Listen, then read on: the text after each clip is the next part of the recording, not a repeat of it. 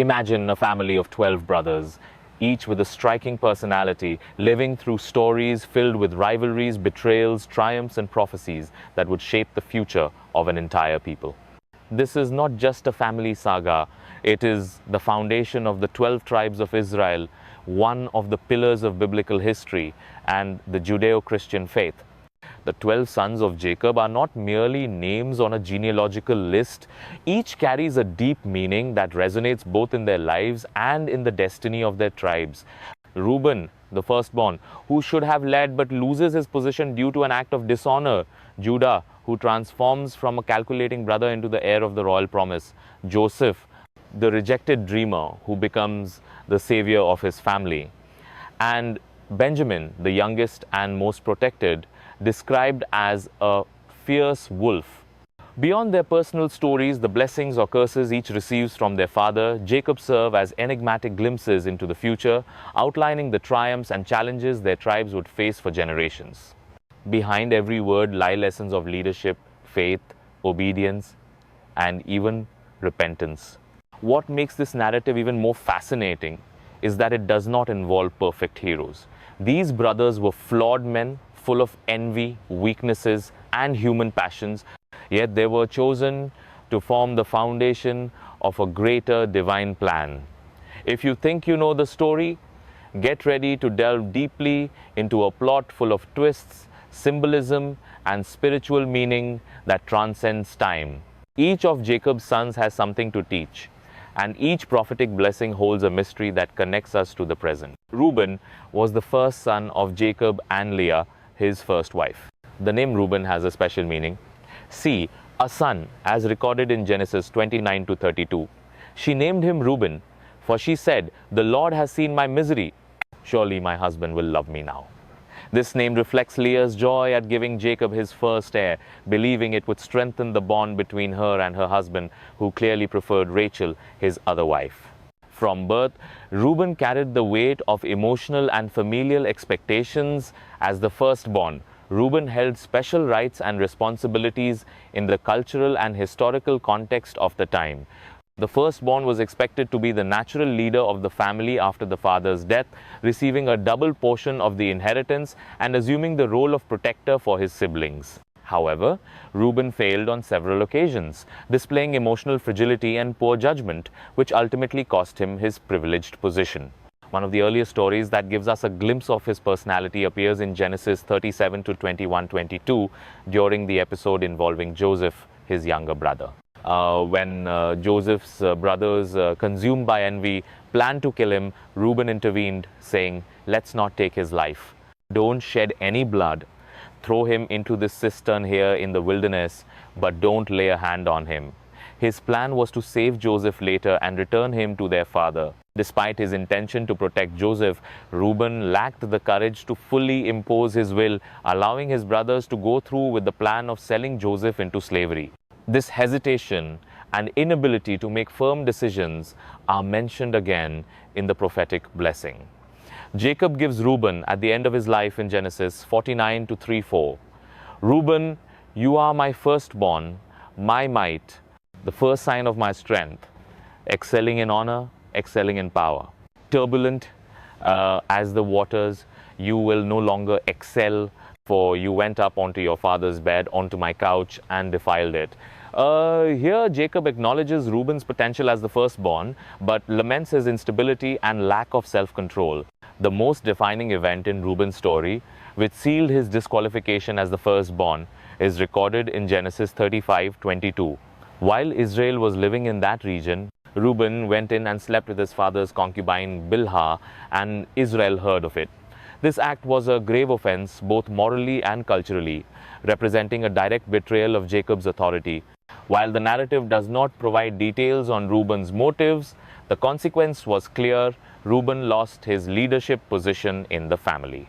Reuben appears again in Genesis 42 to 37 during the famine that forced the brothers to seek food in Egypt, where Joseph had become governor.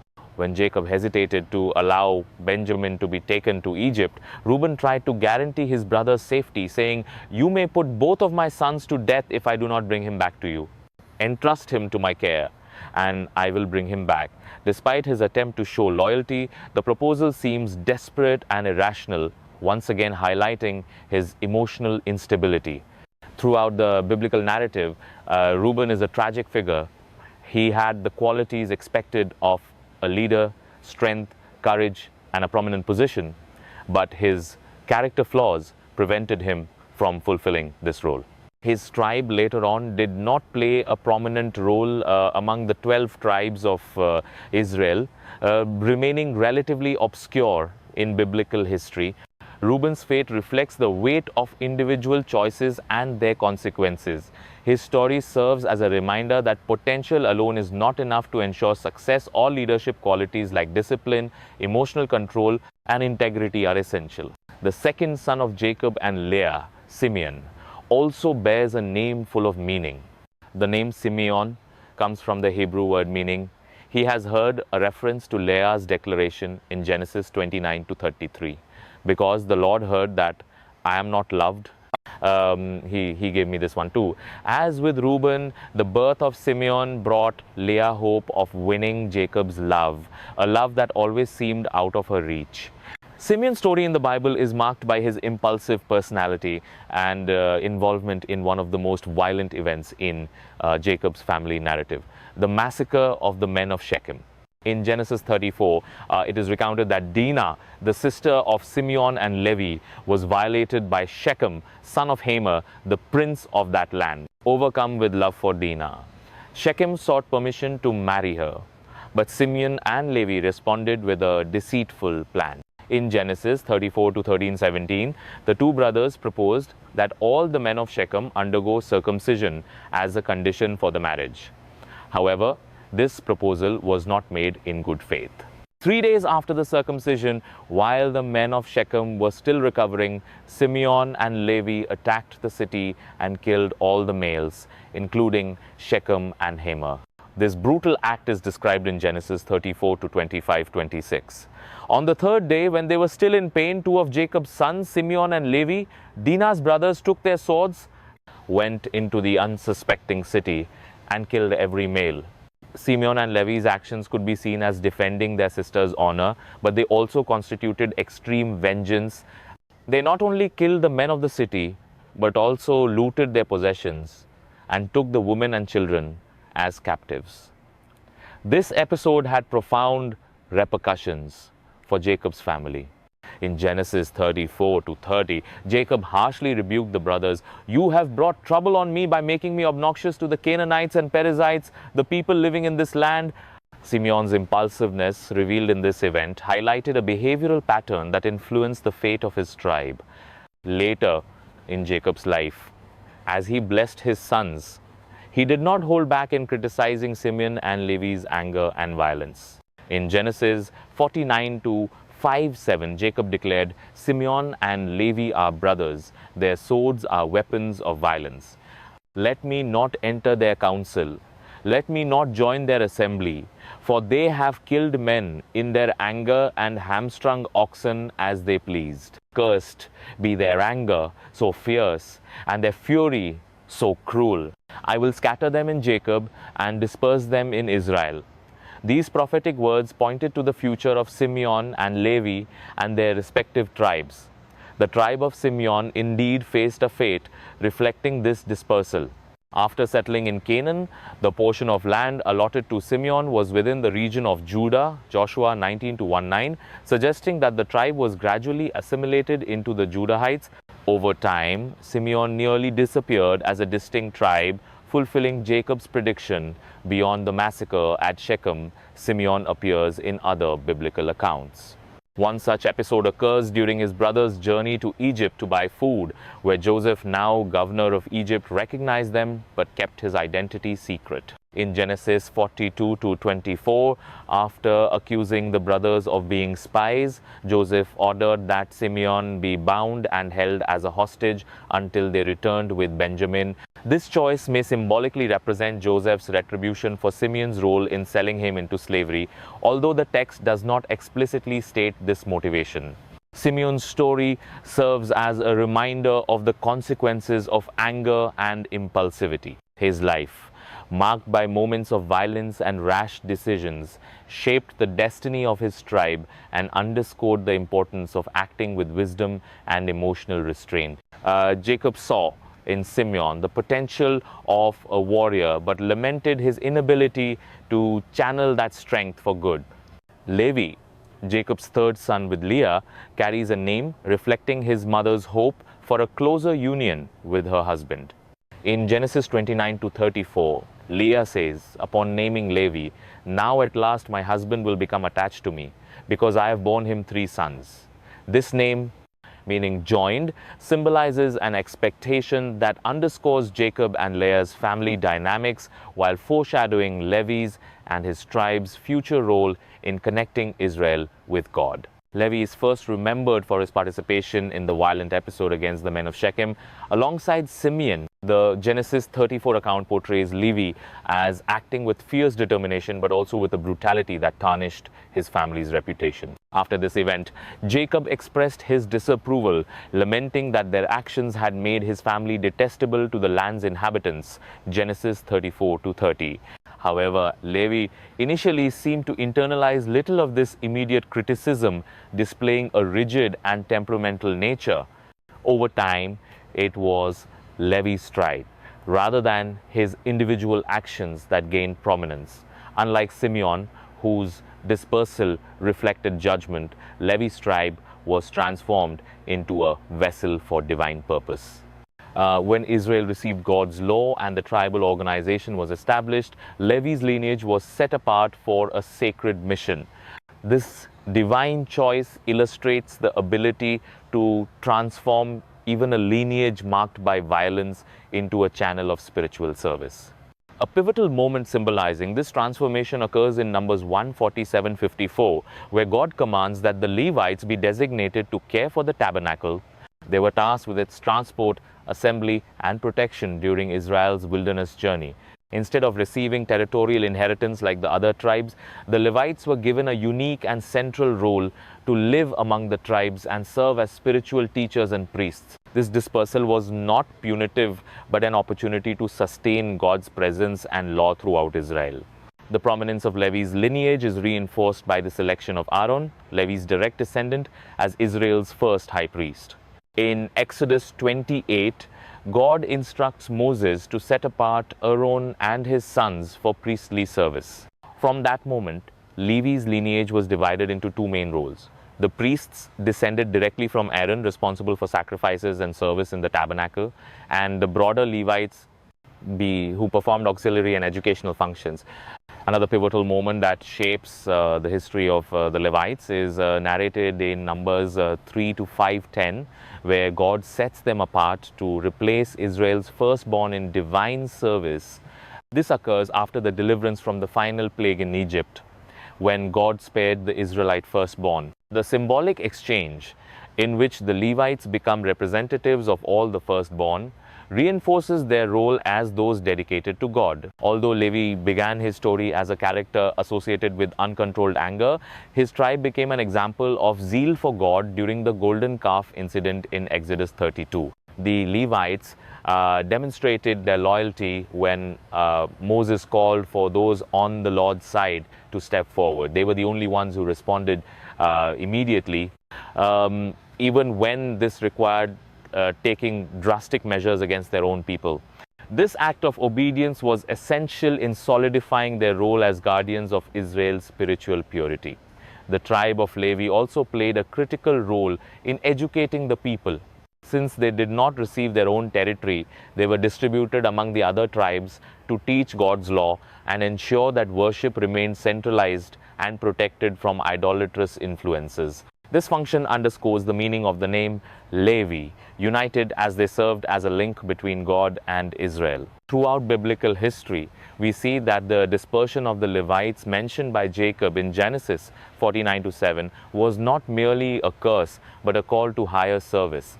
Instead of forming a powerful territorial entity, the tribe of Levi remained united in purpose, scattered among the tribes to preserve worship of God and the teachings of the law.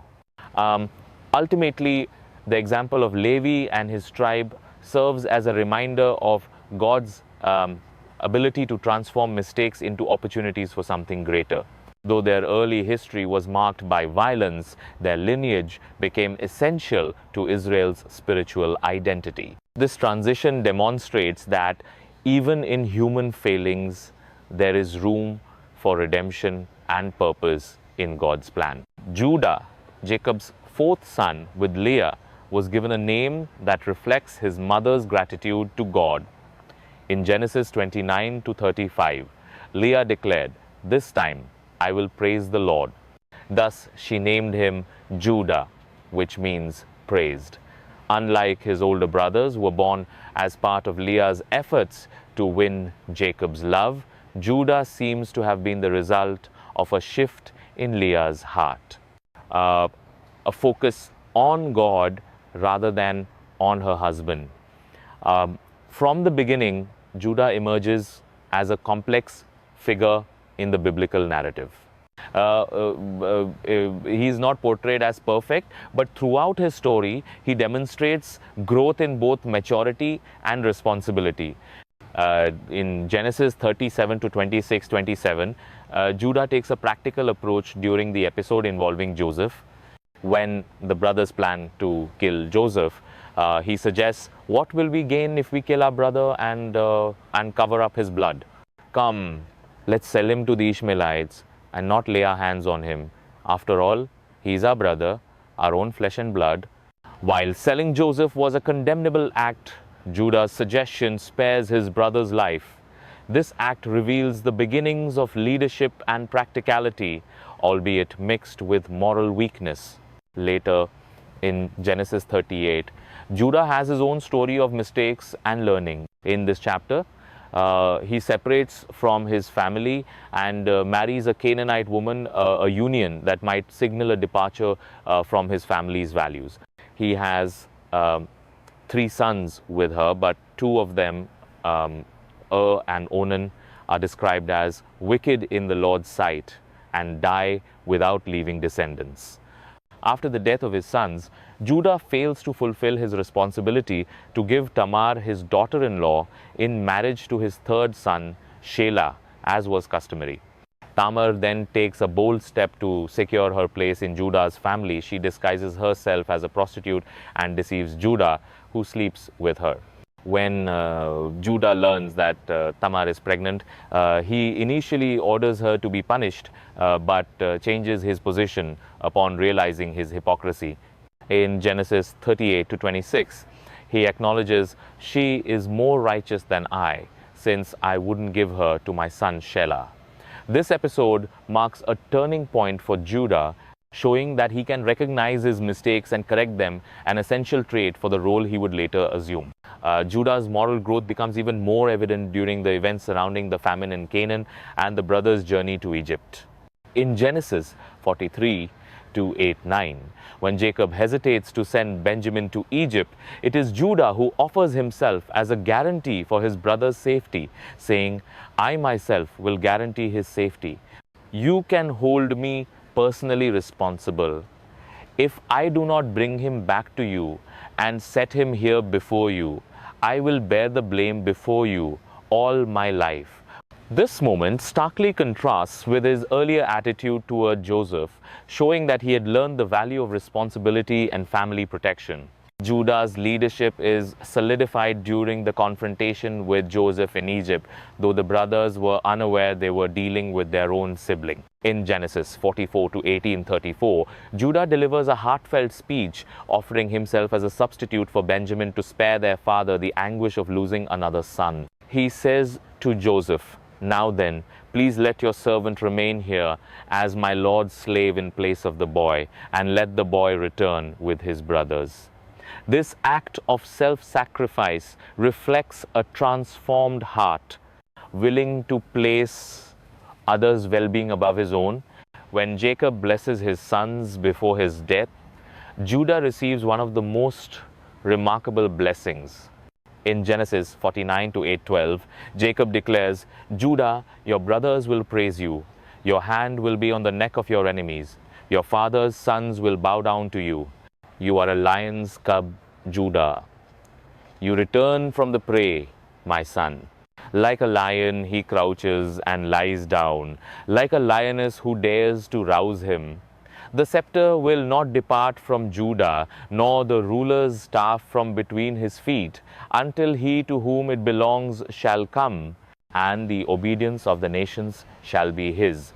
This prophetic blessing establishes Judah as a leader among his brothers and the ancestor of a royal lineage. The mention of the scepter and the one to whom it belongs points to the messianic promise fulfilled in Jesus Christ, a direct descendant of Judah. The lion imagery associated with Judah also became an enduring symbol of his tribe, emphasizing strength and authority.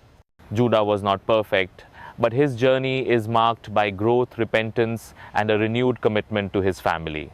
He emerges as an example of how mistakes can be overcome and how character can be shaped by circumstances. The birth of Dan marks a significant moment in Jacob's family history. Dan was the firstborn of Bilhah, Rachel's maidservant, who conceived him on her mistress's behalf.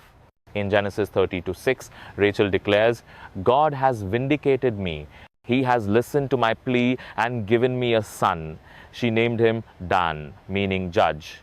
The name reflects Rachel's relief in feeling that God was intervening in her rivalry with Leah. Even though the child was not biologically hers, the tribe of Dan, descending from this son, carries a history that reflects the duality suggested by the meaning of his name. They acted as instruments of justice, both as judges and warriors, but also posed challenges and dangers to Israel, as foretold by Jacob in his blessing. Jacob's blessing for Dan in Genesis 49:16-17 is brief yet full of symbolism. Dan will judge his people as one of the tribes of Israel. Dan will be a serpent by the roadside, a viper along the path that bites the horse's heels so that its rider tumbles backward. These words carry multiple interpretations. The role of judge highlights Dan's ability to lead and administer justice, while the comparison to a serpent suggests cunning as well as a potential to cause harm. This ambiguity is evident in the tribe's history. The most notable example of leadership within the tribe of Dan is Samson, a central figure in the book of Judges. Samson was chosen by God to deliver Israel from the Philistines who were oppressing the people at the time. In Judges 13, we learn about Samson's miraculous birth, announced by an angel to his mother, who was barren. He was consecrated as a Nazirite, a vow that included rules such as not cutting his hair, abstaining from wine, and avoiding contact with the dead. Samson is remembered for his extraordinary strength, which came from God. For instance, in Judges 14:5-6, he killed a lion with his bare hands. However, his physical strength contrasted with his moral weakness. He often acted impulsively and made choices that led to difficult situations, particularly in his relationships with women, like Delilah. In Judges 16, Delilah betrayed Samson by discovering the secret of his strength, leading to his capture by the Philistines. Even so, at the end of his life, Samson turned to God in one final act of strength and justice, bringing down the Philistine temple and defeating many of Israel's enemies. Samson's story encapsulates the duality of Jacob's blessing over Dan. He was both a judge who brought deliverance to his people and a flawed individual whose weaknesses led to destruction for himself and others. This complexity mirrors the nature of the tribe of Dan as a whole. The tribe of Dan faced difficulties in settling in Canaan. In Joshua 19:40-48, we see that Dan's territorial inheritance was small and surrounded by powerful enemies, including the Philistines. In Judges 18, dissatisfied with their portion of land, the tribe sent spies to seek another region. They eventually migrated to the far north of Israel and took the city of Laish, renaming it Dan. This episode, while demonstrating the tribe's determination, also highlights their tendency to act independently and outside of God's directives. Furthermore, the tribe of Dan played a controversial role in introducing idolatry to Israel. In Judges 18, after conquering Laish, the Danites established an idol there with their own priest, separate from the tabernacle. This decision marked the beginning of a pattern of spiritual unfaithfulness that characterized the tribe throughout history. Another point of reflection about Dan is the tribe's notable absence from the list of tribes in Revelation 7, where 144,000 sealed individuals are mentioned. We cannot know for certain why Dan was omitted, but many scholars speculate that this is related to their association with idolatry and unfaithfulness to God. Even so, the story of Dan is not solely one of failure. It also reminds us of human complexity and the possibility of redemption. Dan is a powerful example of how a lineage can be both an instrument of justice and a potential source of stumbling. Jacob's blessing over Dan acknowledges this duality, pointing to his crucial role as a judge, but also to the dangers inherent in the misuse of power and cunning. Naphtali, Jacob's sixth son and the second born to Bilhah, Rachel's maidservant, received a deeply symbolic name. In Genesis 32:8, Rachel declares, "With great struggles I have wrestled with my sister, and I have won." Thus she named the boy Naphtali, meaning my struggle. Naphtali's name reflects the intense rivalry between Rachel and Leah, a recurring theme in Jacob's family history. For Rachel, Naphtali's birth through her servant represented a small victory in her quest for affirmation within a complicated family dynamic. Though Naphtali is not frequently mentioned in specific narrative events, the tribe descended from him played a significant role in pivotal moments of Israel's history. Jacob's blessing for Naphtali in Genesis 49-21 was brief but profoundly revealing. Naphtali is a door set free that bears beautiful words. This poetic and symbolic image captures the essence of Naphtali and his tribe, describing them as agile, free, and eloquent qualities reflected in their legacy. Naphtali and his tribe received a territorial inheritance in the northern region of Israel, a fertile and strategic area surrounding the Sea of Galilee, Joshua 19:32-39. The bravery and agility associated with the tribe of Naphtali are evident in events like the battle against Sisera, as narrated in Judges 4, when Deborah, the judge of Israel, called upon Barak to lead the Israelite forces against the army of Jabin, king of Canaan. She instructed him to gather 10,000 men from the tribes of Naphtali and Zebulun, Judges 4-6. Naphtali's response to this call highlighted their willingness to fight for Israel's freedom. On the battlefield, the tribe displayed courage and skill, contributing to a decisive victory that freed the people from Canaanite oppression.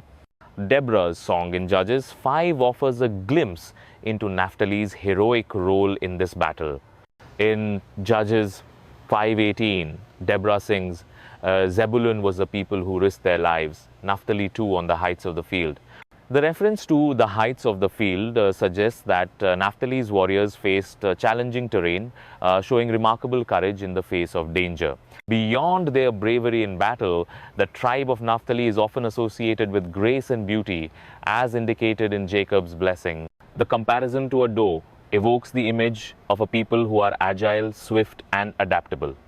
This characteristic is reflected in Naphtali's ability to excel in difficult situations, whether in warfare or daily life. Another notable aspect of the tribe of Naphtali is their connection to eloquence, mentioned in Jacob's blessing. This quality may be interpreted as a talent for impactful expression or even prophetic ability. Although the biblical texts do not delve deeply into this trait, it suggests a spiritual and communicative potential that complemented the tribe's physical bravery. In later biblical history, Naphtali's region played a significant role in the ministry of Jesus Christ. In Isaiah 9:1-2, the prophet mentions the region of Naphtali while prophesying the coming of the Messiah. The people who walked in darkness have seen a great light. This verse is quoted in Matthew 4:15-16, referring to Jesus' ministry in Galilee, which included Naphtali's territory. This connects Naphtali's heritage to one of the Bible's most significant promises, the manifestation of divine light through Christ. The story of Naphtali demonstrates how grace and bravery can coexist. Although the personal narrative of Naphtali is limited, the legacy of his tribe leaves a lasting impact on Israel's history. They exemplified freedom, beauty, and strength as reflected in Jacob's blessing, becoming an integral part of both Israel's military defense and spiritual identity. Gad was the first son of Jacob with Zilpah, Leah's servant, and his name carries special meaning in Genesis 30-11. Leah declares, "What good fortune!" and names the boy Gad, meaning good fortune. This name reflects Leah's sense that despite the complicated circumstances of her relationship with Jacob, she continued to be blessed with children. Gad's name not only symbolized luck, but also seemed to foreshadow the destiny of his lineage as a tribe that would thrive amidst challenges and battles. The tribe of Gad inherited land east of the Jordan River in the Transjordan region, as described in Numbers 32. Alongside the tribes of Reuben and half of Manasseh, Gad chose this area due to its extensive pastures suitable for their large herds. However, the Transjordan was a frontier area often exposed to enemy attacks.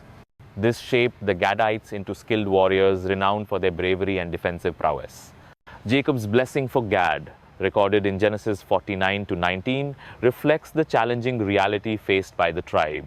Gad will be attacked by raiding bands, but he will attack them at their heels. This prophecy highlights Gad's resilience in adversity. Although often under attack, the Gadites were known for their ability to strike back with force and cunning, maintaining their position and surviving the threats they faced. In addition to Jacob's blessing, Moses spoke words over the tribe of Gad in Deuteronomy 33-21, emphasizing their military strength and commitment to justice. Moses declares, "Blessed is he who enlarges Gad's domain." Gad lives there like a lion tearing at arm or head. This description reinforces Gad's image as a fiercely defensive tribe, strategically vital to Israel. The bravery of the tribe of Gad is exemplified in 1 Chronicles 12-8-15, which describes the Gadites as powerful warriors who joined David before he became king. These men were skilled in battle, proficient with shields and spears, and as swift as gazelles on the mountains. Their loyalty and courage made them indispensable allies in David's rise to the throne. One of the remarkable characteristics of the tribe of Gad was their willingness to fight not only for their own security, but also for the unity and well-being of all Israel. Although they received their lands in the Transjordan before the full conquest of Canaan, the Gadites faithfully fulfilled their promise to fight alongside their fellow tribes until all were settled in their inheritances, Joshua 22. This demonstrates a strong sense of collective responsibility, even while geographically separated from the rest of Israel. Despite their strength and bravery, the location of the tribe of Gad also brought vulnerabilities. Being on Israel's eastern border exposed them to constant attacks from neighboring nations such as the Ammonites and the Moabites. This strategic position, however, made Gad a sort of first line of defense for the rest of the nation. Their ability to withstand these attacks and retaliate demonstrates the fulfillment of Jacob's blessing, which foretold their resistance against enemy troops.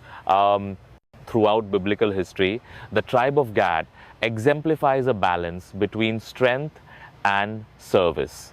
They were dedicated warriors, renowned for their bravery in battle, but also showed a commitment to the unity of Israel and the preservation of God's people. Their strategic position and military prowess made them an essential component of Israel's tribal landscape. The story of Gad teaches us about the importance of perseverance amid adversity and the value of defending both one's heritage and the community as a whole.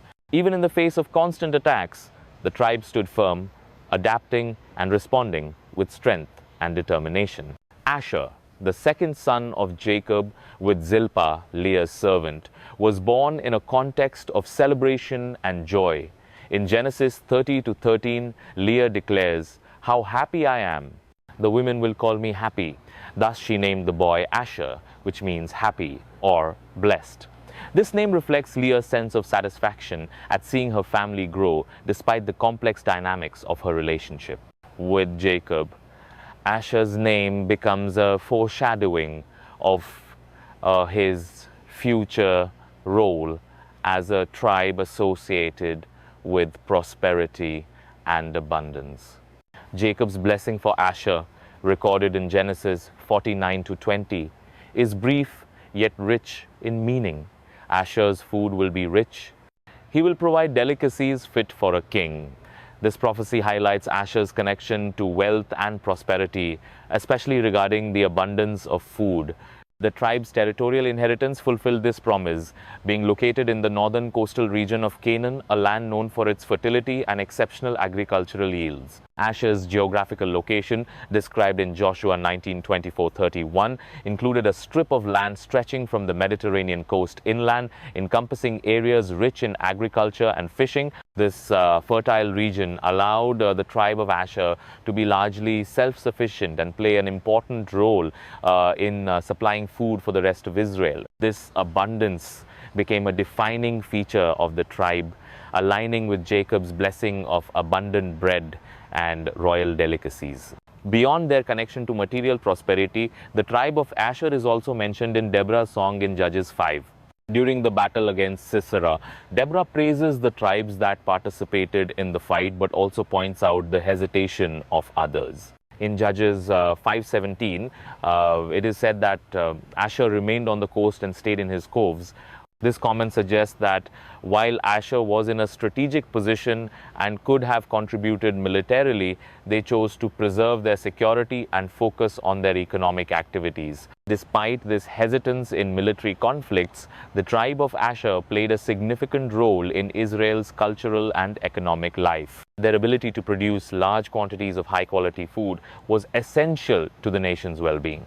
The mention of royal delicacies in Jacob's blessing can be interpreted as a reference to providing goods appreciated not only by ordinary people but also by royalty, reinforcing Asher's importance to Israel's stability and prosperity. The presence of the tribe of Asher is also notable in moments of spiritual restoration. In 2 Chronicles 30-112, during the reign of Hezekiah, we read that some members of the tribe of Asher responded to the king's call to return to Jerusalem and celebrate the Passover. This act shows that even in times of spiritual estrangement, there were those in Asher who sought to remain faithful to God and the worship practices prescribed in the law. In the New Testament narrative, we find another significant mention of the tribe of Asher.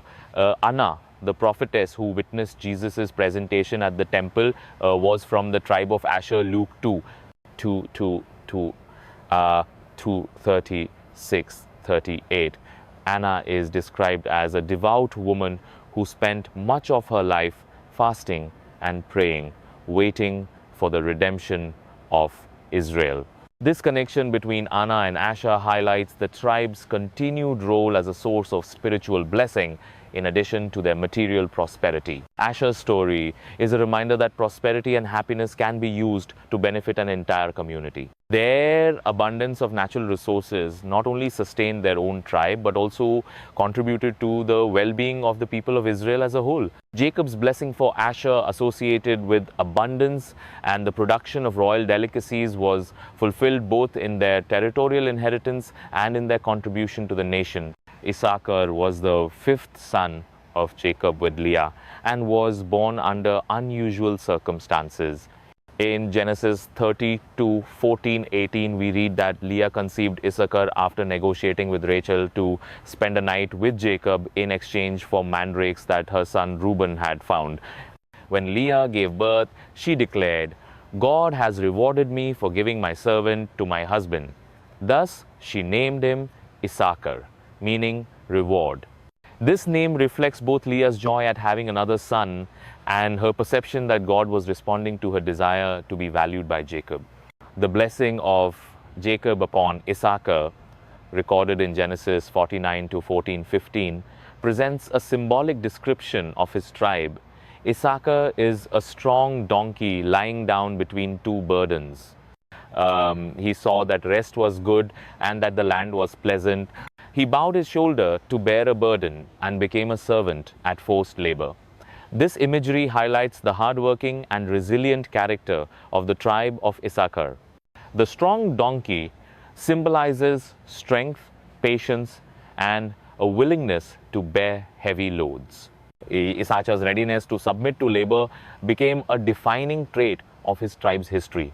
The territorial inheritance of Issachar, described in Joshua 19:17-23, was located in the fertile Jezreel Valley in northern Israel, known for its agricultural richness. This region provided Issachar with the resources necessary to sustain its economy based on diligent labor. The combination of fertile lands and a strong work ethic made Issachar a prosperous tribe, though it also left them vulnerable to external pressures. Being situated in the Jezreel Valley placed them along a strategic route often contested by foreign powers, requiring Issachar to balance their economic strength with occasional submission to dominant nations. Issachar was not only a tribe of diligent workers, but also known for their wisdom and discernment. In 1 Chronicles 12:32, the men of Issachar are described as those who understood the times and knew what Israel should do. This statement underscores Issachar's ability to interpret events and offer strategic guidance.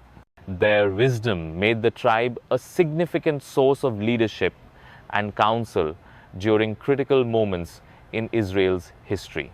An example of Issachar's role in national events is found in Judges 5:15 in Deborah's song, which praises the princes of Issachar for their support during the battle against Sisera. The princes of Issachar were with Deborah.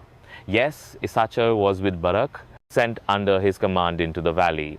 This passage suggests that the tribe of Issachar not only contributed military strength, but also played a leadership role in supporting efforts to liberate Israel from oppression. Furthermore, Issachar played a central role in supporting Israel's religious celebrations. In 1 Chronicles 27-18, we see that they were involved in organizing service rotations for King David. This demonstrates an administrative and spiritual role that complemented their reputation for hard work and discernment. They not only labored to sustain their own tribe, but also contributed to the cohesion and functioning of Israel as a whole. Moses' prophecy about Issachar in Deuteronomy 33-18-19 reinforces their connection to the land and willingness to sacrifice. Rejoice, Issachar, in your tents. They shall call the peoples to the mountain. There they shall offer sacrifices of righteousness, for they shall partake of the abundance of the seas and the treasures hidden in the sand. This blessing combines spiritual and material aspects, highlighting Issachar's ability to draw others to worship God and enjoy the natural wealth of their land.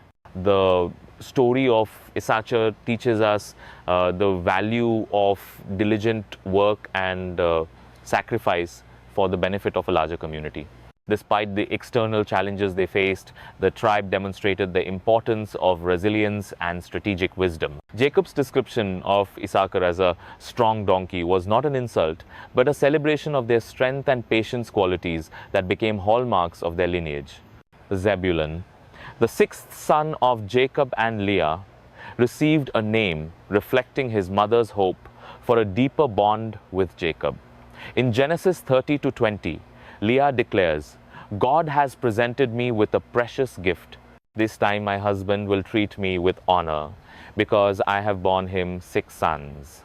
She named him Zebulun, meaning dwelling, symbolizing the desire for stability and permanence. Interestingly, this name also became prophetic for the destiny of his tribe, which would have a strong connection to commerce and proximity to the waters. In Jacob's blessing in Genesis 49-13, Zebulun is described with these words, Zebulun shall dwell by the seashore and shall be a haven for ships.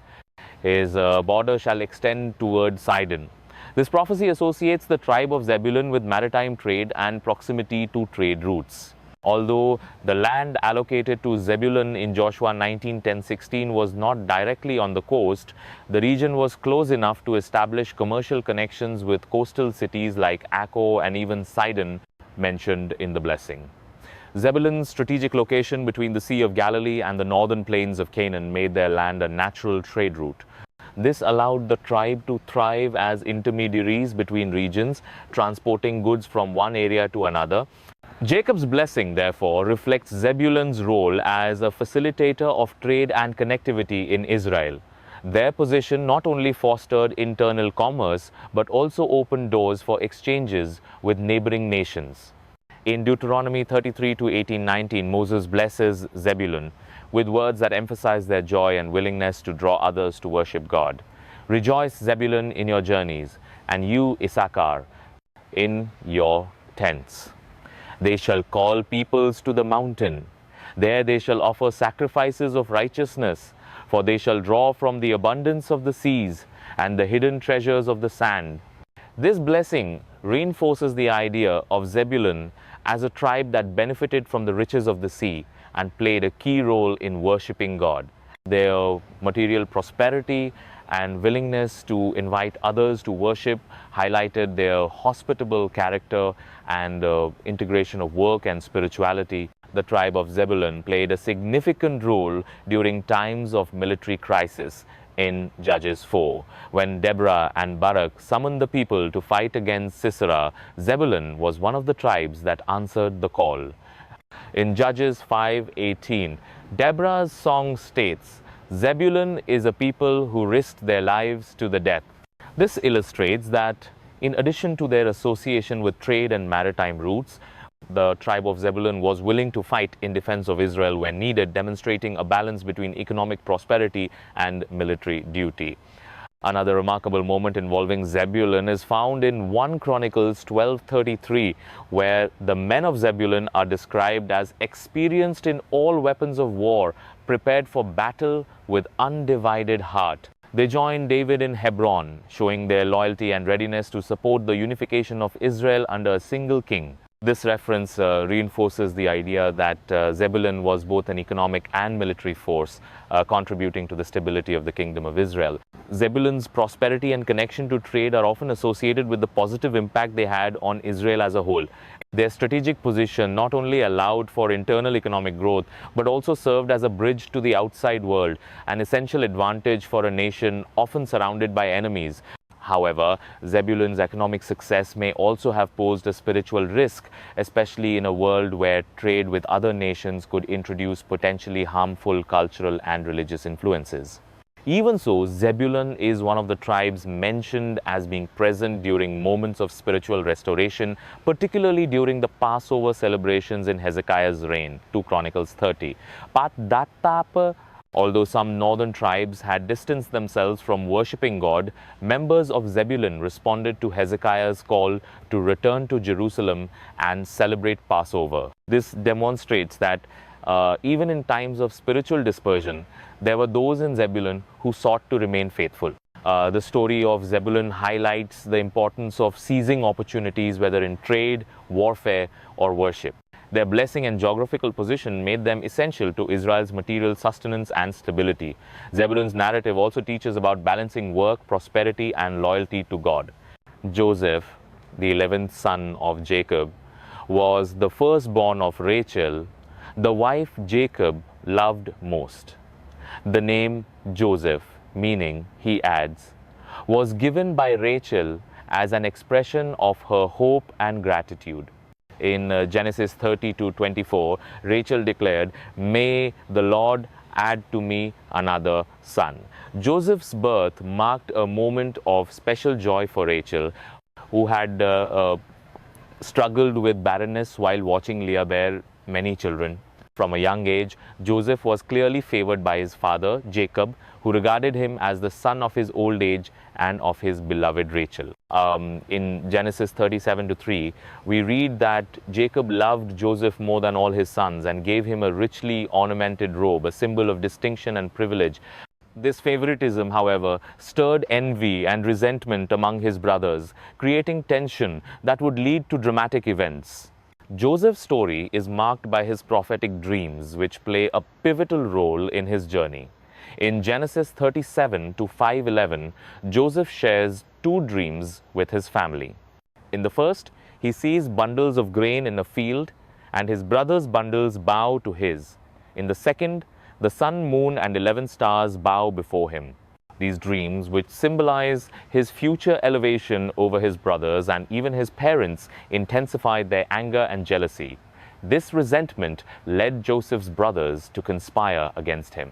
In Genesis 37 to 18:28, they initially planned to kill him, but ultimately sold him as a slave to Midianite merchants who took him to Egypt. There, Joseph was sold to Potiphar, an officer of Pharaoh. Despite being unjustly torn from his family and taken to a foreign land, the narrative emphasizes that the Lord was with Joseph, Genesis 39 to 2, and he prospered even under adverse circumstances. While serving in Potiphar's house, Joseph faced a severe trial. Potiphar's wife repeatedly attempted to seduce him, but Joseph steadfastly refused, demonstrating his faithfulness to God and his moral integrity. In Genesis 39 to 9, he declares, "How could I do such a wicked thing and sin against God?" Because of his rejection, he was falsely accused and imprisoned. Yet, even in prison, Joseph found favor as God continued to be with him, and he was placed in charge of the other prisoners. The turning point in Joseph's story comes when he interprets the dreams of two of Pharaoh's servants who were imprisoned, Genesis 40. Joseph reveals that the chief cupbearer would be restored to his position and asks him to remember Joseph upon his release. 2 years later, Pharaoh had two troubling dreams that no one could interpret. The cupbearer then remembered Joseph, who was brought before Pharaoh. In Genesis 41 to 16, Joseph humbly states, "I cannot do it, but God will give Pharaoh the answer he desires." Joseph interprets Pharaoh's dreams as a divine revelation of 7 years of abundance followed by 7 years of famine. He advises Pharaoh to implement a resource management plan, impressing him to the point of appointing Joseph as governor of Egypt. In Genesis 41 to 41, Pharaoh declares, "I hereby put you in charge of the whole land of Egypt."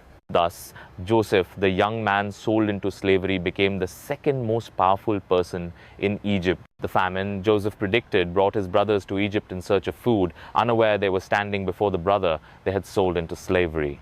The encounters between Joseph and his brothers, described in Genesis 42-45, are filled with emotion, forgiveness, and restoration. Joseph tests his brothers to see if they had changed, and when he perceives their transformation, he reveals his identity through tears. In Genesis 45-5, he declares, "Do not be distressed or angry with yourselves for selling me here, because it was to save lives that God sent me ahead of you." Jacob's blessing to Joseph in Genesis 49 to 22-26 reflects the course of his life. Jacob describes him as a fruitful vine near a spring whose branches climb over a wall, symbolizing the abundance and blessings that flowed through Joseph. Jacob also acknowledges that Joseph faced great adversity, but that God's hand remained with him, granting him strength and prosperity. Joseph serves as an extraordinary example of resilience, faith, and loyalty to God, even in the worst of circumstances. His story highlights God's sovereignty in turning evil into good, using even the most adverse situations to fulfill his plan. Benjamin, Jacob's 12th and youngest son, was born under circumstances that mingled joy and sorrow. Rachel, Jacob's beloved wife, gave birth to Benjamin while traveling from Bethel to Ephrath, later known as Bethlehem. However, during childbirth, Rachel suffered fatal complications. Before dying, she named her son Ben-Oni, meaning son of my sorrow. Jacob, however, renamed him Benjamin, meaning son of my right hand, a title that carries honor and strength. In Genesis 35-18, we read about this moment of loss and redemption. As she breathed her last, for she was dying, she named her son Ben-Oni, but his father named him Benjamin. Benjamin's story is deeply marked by Jacob's love and protection, as he saw him as a constant reminder of Rachel. As the youngest son, Benjamin was treated with extreme care, especially after the disappearance of Joseph, whom Jacob believed to be dead. In Genesis 42-4, we see Jacob initially refusing to send Benjamin with his brothers to Egypt to buy food, fearing he might lose his youngest son. But Jacob did not send Benjamin, Joseph's brother, with the others because he was afraid that harm might come to him. This special protection reflects Benjamin's unique role within the family. Jacob's blessing to Benjamin in Genesis 49-27 describes him as a ravenous wolf. In the morning, he devours the prey. In the evening, he divides the plunder. This powerful imagery symbolizes the strength, ferocity, and determination of the tribe of Benjamin. Though small in number, the tribe played a significant role in several of Israel's battles, demonstrating courage and military skill. The symbolism of the wolf also points to a warrior spirit capable of facing formidable adversaries and prevailing. The tribe of Benjamin received its territorial inheritance in the central region of Israel, a strategic area that included Jerusalem and adjacent lands, Joshua 18:11-28. This central location highlighted Benjamin's importance both in defending Israel's territory and in the kingdom's politics. Despite its small size, Benjamin's position made it crucial to the cohesion of the Israelite tribes. One of the most notable episodes involving the tribe of Benjamin occurs in Judges 19:21, a dark chapter in Israel's history. After a heinous crime committed by men of the tribe in Gibeah, the other Israelite tribes united to demand justice. When the Benjamites refused to hand over the guilty men, a civil war ensued. Although the tribe of Benjamin was nearly wiped out, it survived and rebuilt. This episode underscores both the strength and the challenges faced by the tribe throughout its history. Benjamin is also associated with prominent biblical figures. Israel's first king, Saul, was from the tribe of Benjamin, 1 Samuel 9:12. Saul is described as an impressive man chosen by God to lead Israel. Though his reign had its ups and downs, the selection of a Benjamite as king emphasized the tribe's importance at the start of Israel's monarchy. In the New Testament, another Benjamite stands out, the Apostle Paul. In Romans 11:1, Paul writes, "I am an Israelite myself, a descendant of Abraham from the tribe of Benjamin." As one of Christianity's greatest evangelists, Paul represents the connection between the tribe of Benjamin and the fulfillment of God's promises in Christ. His determination, courage, and zeal reflect the characteristics attributed to the tribe of Benjamin. Beyond its association with prominent figures, the tribe of Benjamin played a crucial role in unifying the kingdom of Israel. After the kingdom split into Israel and Judah, Benjamin remained loyal to the Davidic lineage, joining Judah to form the southern kingdom. This strategic alliance ensured Jerusalem's continuity as the spiritual and political center of Israel. The story of Benjamin teaches us about resilience and purpose. Despite adversity, the tribe prospered and significantly influenced Israel's history. Jacob's description of Benjamin as a ravenous wolf reflects the tribe's ability to face challenges with determination and strength. With Benjamin's story, we reach the end of the narrative of Jacob's 12 sons. Each played a unique role in shaping the 12 tribes of Israel, leaving a legacy intertwined with God's history and plans for his people and through them for all humanity. The journey of Jacob's sons is a testimony to God's sovereignty in transforming lives and circumstances into vital parts of his eternal promise. The story of Jacob's 12 sons does not end with their lives, their failures, or even their triumphs. Their legacy continues to ripple through time, carried in the bloodlines of nations, echoed in the voices of prophets, and fulfilled in the promises that stretch beyond history itself. These men were not perfect. They quarreled, betrayed, stumbled, and suffered. Yet from their brokenness arose tribes, from their struggles came unity, and from their lineage flowed a covenant that reshaped human destiny. Their blessings and curses were not merely words spoken over individuals, but seeds planted for future generations. Some grew into fruitfulness, others into thorns, yet all served the divine design. For every Reuben who lost his place, there was a Judah who rose from his failures. For every Simeon consumed by anger, there was a Levi transformed into a priestly calling. For every Joseph rejected, there was redemption that saved nations.